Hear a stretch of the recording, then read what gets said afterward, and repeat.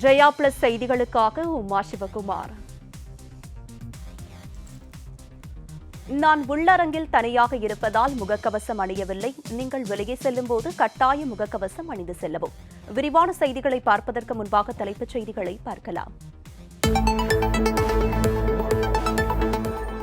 புதிய உச்சத்துடன் தொடங்கிய இந்திய பங்குச் சந்தைகள். சென்செக்ஸ் இதுவரை இல்லாத அளவாக 62,000 புள்ளிகளை தாண்டியது.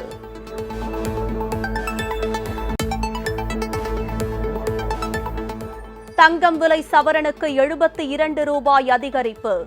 ஆபரண தங்கம் 35,720 ரூபாய்க்கு விற்பனை.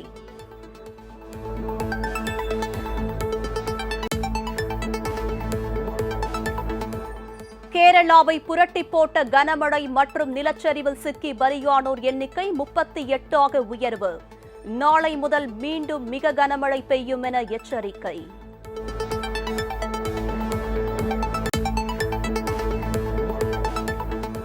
கேரளாவில் தொடரும் கனமழை. சபரிமலையில் இம்மாதம் முழுவதும் பக்தர்களுக்கு அனுமதி இல்லை என அரசு அறிவிப்பு.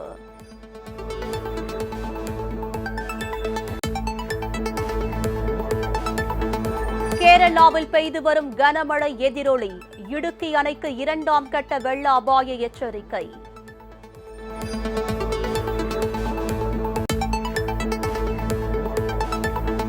பெட்ரோல் டீசல் விலை விவகாரத்தில் மக்களின் பணம் பலவந்தமாக பறிக்கப்படுகிறது. மத்திய அரசு மீது ராகுல் காந்தி கடும் விமர்சனம்.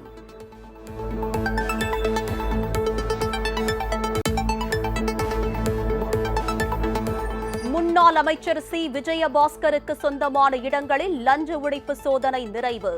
சென்னை 1000 விளக்கு பகுதியில் உள்ள அலுவலகத்திற்கு சீல் வைப்பு.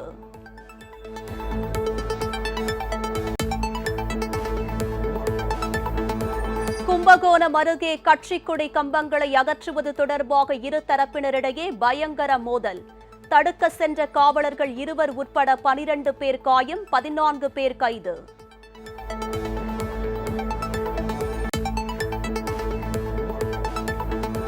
புதுச்சேரி அரசின் நிர்வாகம் முற்றிலுமாக முடங்கி போயுள்ளது. ஆளும் என்ஆர் காங்கிரஸ் அரசு மீது முன்னாள் முதலமைச்சர் நாராயணசாமி குற்றச்சாட்டு.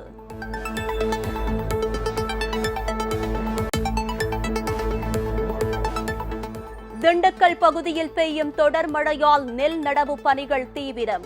நிலத்தடி நீர்மட்டம் அதிகரிப்பதால் விவசாயிகள் மகிழ்ச்சி.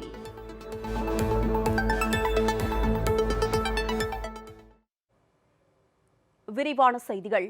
இந்திய பங்குச்சந்தைகள் இன்று காலை புதிய உச்சத்துடன் தொடங்கின. சென்செக்ஸ் இதுவரை இல்லாத அளவாக 62,000 புள்ளிகளை கடந்தது. மும்பை பங்குச்சந்தை குறியீட்டு எண் சென்செக்ஸ் இன்று காலை வர்த்தகம் தொடங்கிய போது 391 புள்ளிகள் உயர்ந்து வரலாறு காணாத அளவாக 62,156 புள்ளிகளாகவும், தேசிய பங்குச்சந்தை நிப்டி 127 புள்ளிகள் அதிகரித்து 18,604 புள்ளிகளாகவும் இருந்தன. அந்நிய செலாவணி சந்தையில் அமெரிக்க டாலருக்கு நிகரான இந்திய ரூபாய் மதிப்பு 75 ரூபாயாக இருந்தது.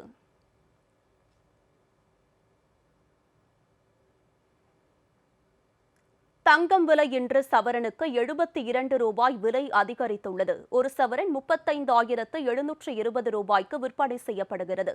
ஆபரண தங்கம் விலை இன்று கிராமுக்கு 9 ரூபாய் விலை அதிகரித்து சவரனுக்கு 72 ரூபாய் உயர்ந்திருக்கிறது. சென்னையில் 22 கேரட் ஆபரண தங்கம் 1 கிராம் 4,465 ரூபாய்க்கும், ஒரு சவரன் 35,720 ரூபாய்க்கும் விற்பனை செய்யப்படுகிறது. 24 கேரட் தங்கம் 8 கிராம் 38,632 ரூபாய்க்கு விற்பனை செய்யப்படுகிறது. வெள்ளி 1 கிராம் 67 ரூபாய் 80 காசுகளுக்கும், 1 கிலோ 67,800 ரூபாய்க்கும் விற்பனை செய்யப்படுகிறது.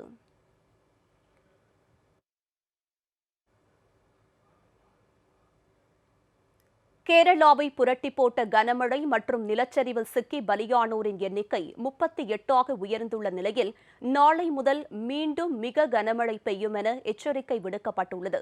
கேரளாவின் கோட்டயம், இடுக்கி, பத்தனம்திட்டா உள்ளிட்ட 10 மாவட்டங்களில் மிக கனமழை கொட்டி தீர்த்தது. கோட்டயம் மற்றும் இடுக்கி மாவட்டங்களில் நிலச்சரிவில் சிக்கி அதிகம் பேர் பலியாகினர். கோட்டயம் மாவட்டம் முண்டகயத்தில் மணிமலையாறு நதியில் ஏற்பட்ட பெரு வெள்ளத்தில் வீடு ஒன்று முழுமையாக அடித்துச் செல்லப்பட்டது. பத்தனம்திட்டா மாவட்டத்தில் பம்பை ஆற்றில் வெள்ளம் கரை புரண்டு ஓடுகிறது. வெள்ள நீர் வீடுகளுக்குள் புகுந்து மக்களின் உடைமைகளை அடித்துச் சென்றது.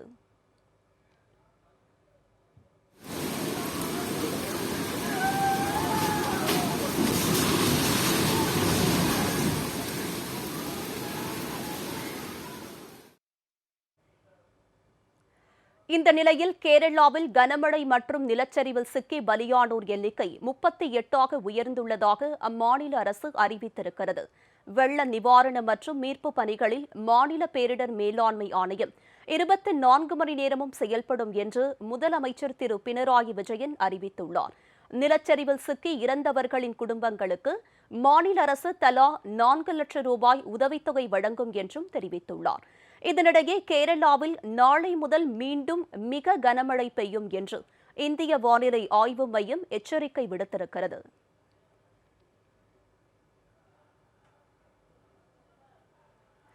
கனமழை காரணமாக இம்மாதம் முழுவதும் சபரிமலையில் பக்தர்களுக்கு அனுமதி கிடையாது என்று கேரள அரசு அறிவித்திருக்கிறது. ஐப்பசி மாதத்தையொட்டி சபரிமலை ஐயப்பன் கோவில் நடை கடந்த 16ஆம் தேதி மாலை திறக்கப்பட்டது. தரிசனத்திற்கு வரும் பக்தர்களுக்கு கொரோனா நெகட்டிவ் சான்று அல்லது 2 தவணை தடுப்பூசி செலுத்தியதற்கான சான்று கட்டாயம் என தேவஸ்தானம் அறிவித்திருந்தது. இந்நிலையில் கனமழை காரணமாக ஐப்பசி மாதம் முழுவதும் சபரிமலையில் தரிசனம் செய்ய பக்தர்களுக்கு அனுமதி கிடையாது என்று கேரள அரசு அறிவித்துள்ளது. ஐப்பசி மாத சிறப்பு பூஜைகள் முடிந்து நாளை மறுதினம் சபரிமலை நடை சாத்தப்படும் என்றும் அதன் பிறகு மண்டல மற்றும் மகர விளக்கு சீசனுக்காக அடுத்த மாதம் 15ஆம் தேதி கோவில் நடை திறக்கப்படும் என்றும் தெரிவிக்கப்பட்டுள்ளது.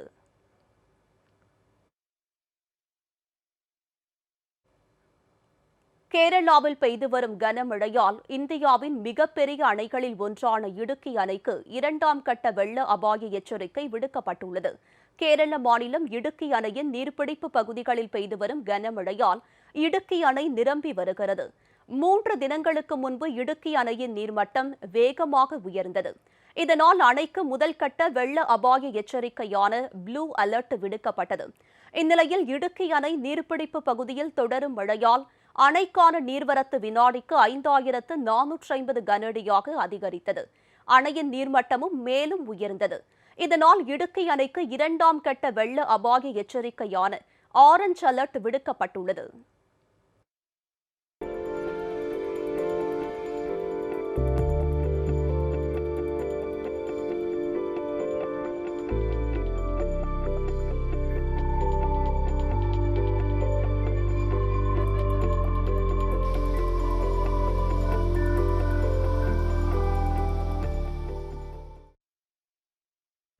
இடுக்கி அணை நீர்மட்டம் 2397 கனஅடியாக உயரும் பட்சத்தில் 3ஆம் கட்ட வெள்ள அபாய எச்சரிக்கையான ரெட் அலர்ட் விடுக்கப்படும் என்றும் நீர்மட்டம் 2398 கனஅடியாக அதிகரித்தால் அணை திறக்கப்படும் என்றும் மாவட்ட நிர்வாகம் தெரிவித்திருக்கிறது.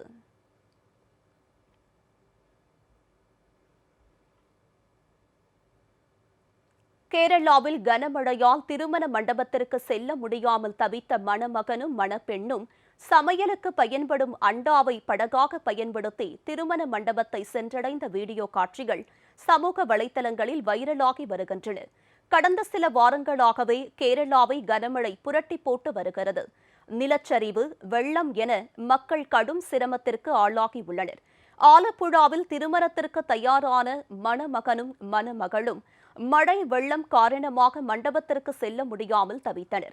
வெள்ளம் சூழ்ந்ததால் திருமண மண்டபத்திற்கு அவர்களால் செல்ல முடியவில்லை. சுகாதார பணியாளர்களான அவர்கள் இருவரும் பின்னர் சமயோஜிதமாக முடிவெடுத்து சமையல் அண்டாவை ஒரு படகு போல மாற்றி அதில் அமர்ந்து பயணித்தனர். அலுமினிய பாத்திரத்தின் உதவியுடன் அவர்கள் இருவரும் வெள்ளத்தை கடந்து சென்ற காட்சி சமூக வலைதளங்களில் வைரலாகி வருகிறது.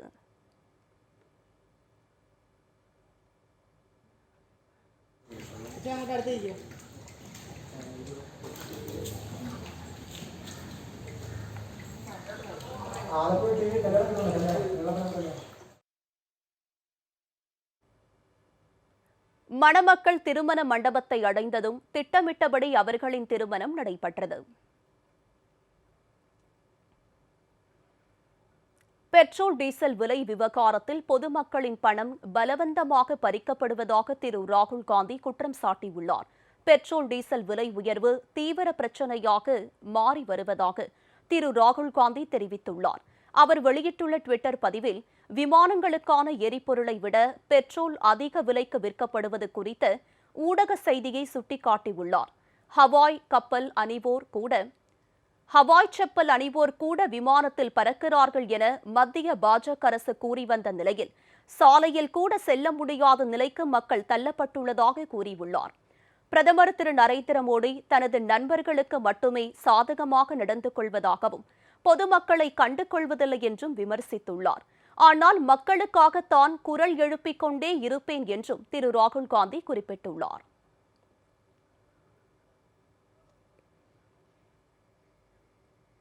மகாராஷ்டிர மாநிலம் மும்பையில் உள்ள கல்யாண் ரயில் நிலையத்தில் ஓடும் ரயிலில் இருந்து இறங்கிய கர்ப்பிணி பெண் நடைமேடையில் தவறி விழுந்தபோது அவரை ரயில்வே பாதுகாப்பு படை வீரர் விரைந்து சென்று காப்பாற்றினார். கர்ப்பிணி பெண் நடைமேடைக்கும் ரயிலுக்கும் இடையே சிக்காமல் இருக்க பொதுமக்களும் ரயில்வே போலீசுடன் இணைந்து விரைவாக செயல்பட்டனர். ரயில் நிலையத்தில் உள்ள கண்காணிப்பு கேமராவில் இந்த பரபரப்பு காட்சிகள் பதிவாகியுள்ளன.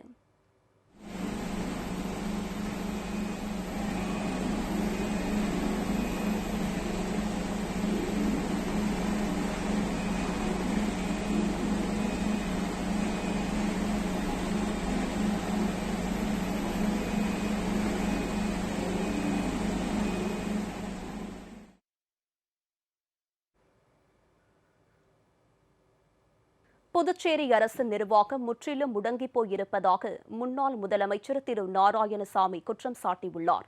இதுகுறித்து அவர் வெளியிட்டுள்ள வீடியோ பதிவில், பெட்ரோல் விலை இன்னும் 6 மாதங்களில் 150 ரூபாயாகவும் சமையல் எரிவாயு விலை 1250 ரூபாயாக உயரும் என்றும் தெரிவித்தார். சட்டப்பேரவை முடிந்து 2 மாதங்களாகியும் எந்த கோப்பும் அதிகாரிகளிடமிருந்து வரவில்லை என்றும் அறிவிப்புகள் நடைமுறைக்கு வரவில்லை என்றும் திரு நாராயணசாமி சுட்டிக்காட்டினார். முதலமைச்சர் மரியாதைக்குரிய ரங்கசாமி அவர்கள் நடந்து முடிந்த சட்டமன்ற கூட்டத்தொடரில் பல முடிவுகளை அறிவித்தார், பல திட்டங்களை அறிவித்தார். ஆனால் இப்பொழுது ஒன்று கூட நடைமுறைப்படுத்தப்படவில்லை. சட்டமன்றம் முடிந்து சுமார் 2 மாதம் ஆகியும் எந்த கோப்பும் இப்பொழுது அதிகாரியிடமிருந்து வெளியிலே வரவில்லை. அவர் வெளியிட்ட அறிவிப்போடு நிற்கின்றன. பெட்ரோல் விலை 150 ரூபாயை தாண்டுகின்ற ஒரு நிலை, 1 லிட்டர் தாண்டுகின்ற நிலையை மோடி உருவாக்குவார். அதே போல டீசல் விலை 140 ரூபாய் 1 லிட்டர் என்ற ஒரு நிலை உருவாகும். சமையல் எரிவாயானது இப்பொழுது 950 ரூபாயாக இருக்கிற ஒரு சிலிண்டர் 1250 ரூபாய் ஆகின்ற ஒரு நிலை இருக்கிறது. சாதாரண மக்கள், நடுத்தர மக்கள் எல்லாம் நடுத்தருவில் நிற்க வேண்டிய நிலையை நரேந்திர மோடி அவர்கள் உருவாக்குவார் என்பதை நான் தெரிவித்துக் கொள்கிறேன். காஞ்சிபுரம் யாத்ரி நிவாஸ் விடுதியை அமைச்சர் ஆய்வு செய்தபோது அங்கிருந்த ஊழியர்களை திமுக எம்எல்ஏ கடுமையாக பேசிய நிகழ்வால் அதிகாரிகள் அதிர்ச்சியடைந்தனர். காஞ்சிபுரத்தில் இயங்கி வரும் தமிழ்நாடு சுற்றுலாக் கழக தங்கும் விடுதியில் நேற்று தமிழக சுற்றுலாத்துறை அமைச்சர் டாக்டர் மா மதிவேந்தன் ஆய்வு செய்தார். மாவட்ட ஆட்சியர், நாடாளுமன்ற சட்டமன்ற உறுப்பினர்களுடன் அவர் ஆய்வு மேற்கொண்டார். அப்போது அதன் நுழைவு வாயிலில் ஆயுத பூஜை கொண்டாட கனரக லாரிகள் நிறுத்தப்பட்டிருந்ததால் வளாகத்தில் செல்ல அனைவரும் சிரமப்பட்டனர். இதுகுறித்து முறையான பதில் அளிக்காததால் ஆத்திரமடைந்த திமுகவின் காஞ்சிபுரம் சட்டமன்ற உறுப்பினர் எழிலரசன் இந்து சமய அறநிலையத்துறை ஊழியர்களை கடுமையான வார்த்தைகளால் வசைபாடினார். யாரும் எதிர்பாராத இந்த நிகழ்வால் அமைச்சர், மாவட்ட ஆட்சியர் என அனைவரும் அதிர்ச்சியடைந்தனர்.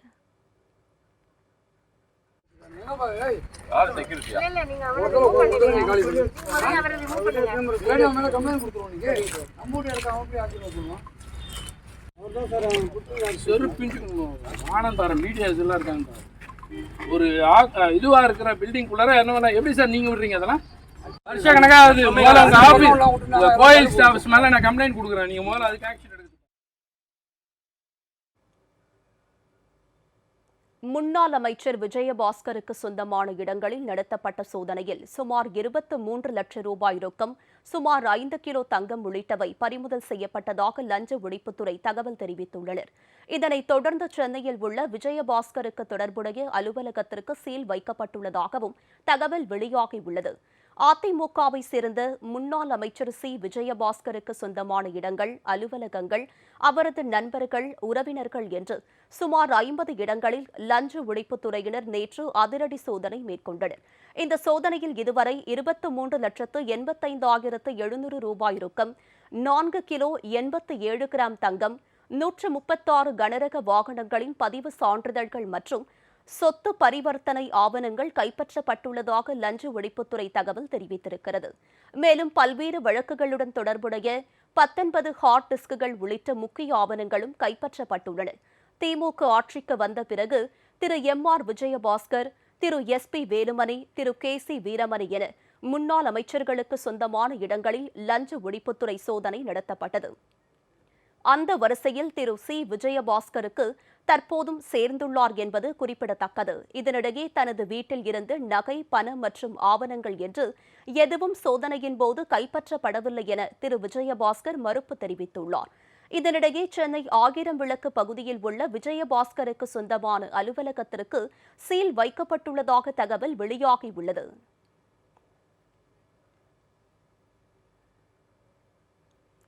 முதுநிலை ஆசிரியர்களின் பணி நியமனத்திற்கான வயது வரம்பை உயர்த்தி தமிழக அரசு உத்தரவிட்டிருக்கிறது. இதுகுறித்து தமிழக அரசு வெளியிட்டுள்ள அரசாணையில் ஆசிரியர் நேரடி நியமனம் தொடர்பாக உச்ச வயது வரம்பு பொது பிரிவினருக்கு 40 இருந்து 45 உயர்த்தப்படுவதாக கூறப்பட்டுள்ளது. இதர பிரிவினருக்கு 45 இருந்து 50 உயர்த்தப்படுகிறது என்று தெரிவிக்கப்பட்டுள்ளது. ஆசிரியர் தேர்வு வாரியம் கடந்த செப்டம்பர் 9 அறிவித்த பணி நியமனத்திற்கு இந்த வயது வரம்பு பொருந்தும் என்றும், இந்த உச்சவரம்பு 2022 டிசம்பர் வரை சிறப்பு நிகழ்வாக நிர்ணயிக்கப்படுவதாகவும் தெரிவிக்கப்பட்டுள்ளது. வரும் 2023 ஜனவரி 1 முதல் முதுநிலை ஆசிரியர் நியமனத்தில் பொது பிரிவினருக்கு 42 வயதாகவும் மற்றவர்களுக்கு 47 வயதாகவும் நிர்ணயிக்கப்படும் என்றும் அதில் கூறப்பட்டுள்ளது.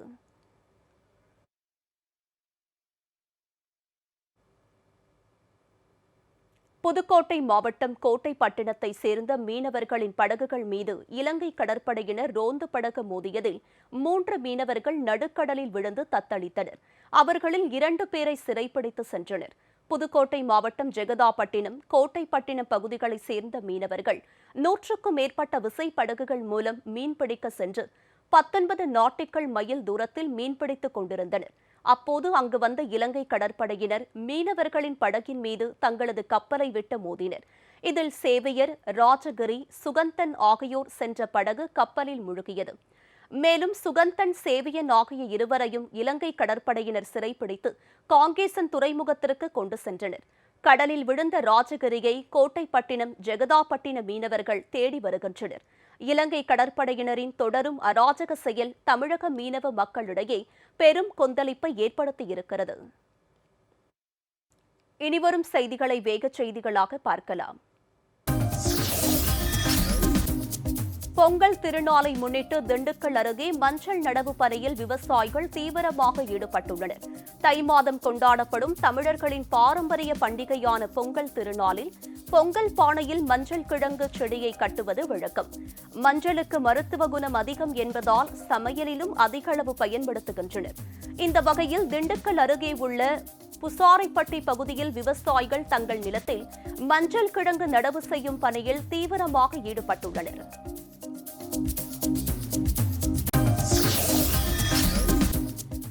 காஞ்சிபுரம் மாவட்ட சுகாதார பணிகள் துணை இயக்குநர் அலுவலகத்தில் லஞ்ச ஒழிப்பு போலீசார் திடீர் சோதனை நடத்தி கணக்கில் வராத 2,02,000 ரூபாயை பறிமுதல் செய்தனர்.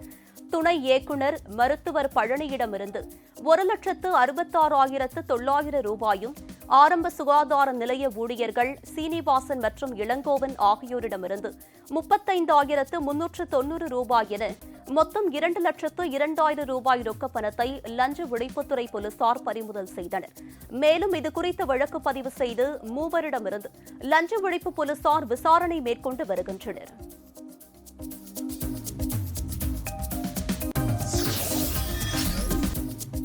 சேலம் மாவட்டம் ஏற்காட்டில் நள்ளிரவில் 1500 லிட்டர் சாராய ஊறலை கண்டுபிடித்த காவலர்கள் அடித்தனர். ஏற்காடு மலைப்பகுதியில் கள்ள சாராயம் அதிகளவு காய்ச்சப்படுவதாக சேலம் மாவட்ட காவல்துறையினருக்கு வந்த ரகசிய தகவலை அடுத்து டிஎஸ்பி தையல் நாயகி முன்னிலையில் ஏற்காடு மலைப்பகுதியில் தேடுதல் வேட்டை நடத்தினர். இதில் கொம்மக்காடு கிராமத்தை ஒட்டிய மலைப்பகுதியில் ஓடையில் கள்ள சாராய ஊறல் இருப்பது கண்டுபிடிக்கப்பட்டது. சுமார் 1500 லிட்டர் சாராய ஊறல் அழிக்கப்பட்டது. குற்றவாளிகளை காவலர்கள் தேடி வருகின்றனர்.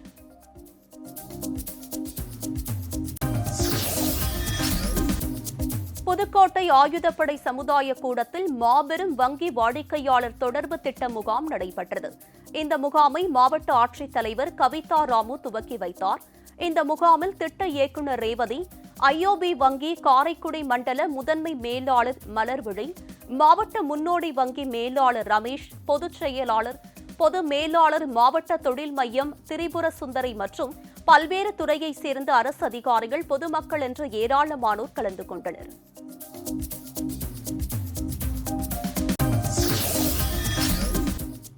திருவள்ளூர் மாவட்டம் ஆவடி மாநகராட்சிக்குட்பட்ட பொதுப்பணித்துறைக்கு சொந்தமான அராபத் ஏரியில் மருத்துவ கழிவுகள் கொட்டி வருவதால் ஏரி நீர் மாசடைவதோடு மீன்கள் செத்து மிதக்கும் அவல நிலை உருவாகி இருக்கிறது.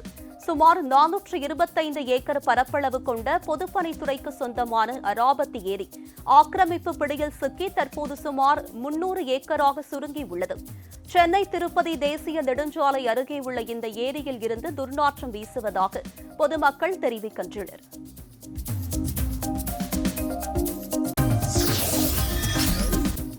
கர்நாடகாவில் வரும் 25ஆம் தேதி முதல் 1ஆம் வகுப்பில் இருந்து 5ஆம் வகுப்பு வரையிலான மாணவர்களுக்கு பள்ளிகள் திறக்கப்படும் என அறிவிக்கப்பட்டுள்ளது. இது தொடர்பாக அம்மாநில அரசு வெளியிட்டுள்ள செய்திக்குறிப்பில், கொரோனா வழிகாட்டு நெறிமுறைகளை பின்பற்றி சமூக இடைவெளியை கடைபிடித்து வகுப்புகளை நடத்த வேண்டும் என்று உத்தரவிடப்பட்டுள்ளது. மேலும் பள்ளிக்கு வரும் மாணவ மாணவிகள் பெற்றோரின் ஒப்புதல் கடிதம் அவசியம் என்றும் கூறப்பட்டுள்ளது.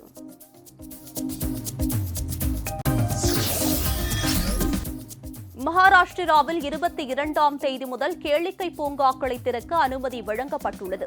ஊரடங்கு தளர்வு, கொரோனா பாதிப்பு குறித்து அம்மாநில முதலமைச்சர் உத்தவ் தாக்கரே அரசு உயரதிகாரிகளுடன் ஆலோசனை நடத்தினார். கூட்டத்தில் எடுக்கப்பட்ட முடிவுகள் தொடர்பாக வெளியிடப்பட்ட அறிக்கையில் உணவு விடுதிகள் மற்றும் கடைகளின் நேரம் நீட்டிப்பு செய்ய முடிவு செய்யப்பட்டுள்ளதாகவும் 22ஆம் தேதி முதல் கேளிக்கை பூங்காக்கள் திறக்க அனுமதி வழங்கப்பட்டுள்ளதாகவும் கூறப்பட்டுள்ளது. எனினும் தண்ணீர் தொடர்பான விளையாட்டுகளுக்கு தடை விதிக்கப்பட்டுள்ளது.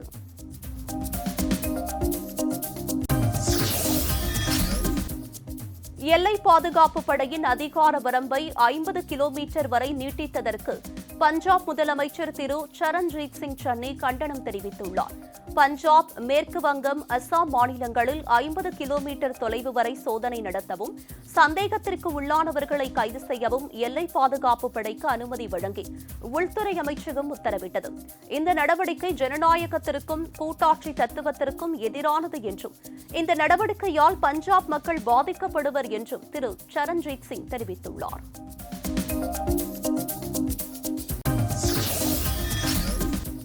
உத்தரகண்ட் மாநிலத்தின் பல்வேறு இடங்களில் பனிப்பொழிவு தொடங்கியதால் சுற்றுலா பயணிகள் உற்சாகமடைந்துள்ளனர். வட மாநிலங்களில் சில மாவட்டங்களில் மழை பெய்து வரும் சூழலில் உத்தரகண்டில் பல்வேறு இடங்களில் பனிப்பொழிவு நிலவுகிறது. டார்சவுலா, பத்ரிநாத், கங்கோத்ரி ஆகிய இடங்கள் பனி நிறைந்து வெள்ளை கம்பளம் போர்த்தியது போல காட்சியளிக்கிறது. பனிப்பொழிவு தொடங்கியதால் சுற்றுலா பயணிகள் மகிழ்ச்சியடைந்துள்ளனர்.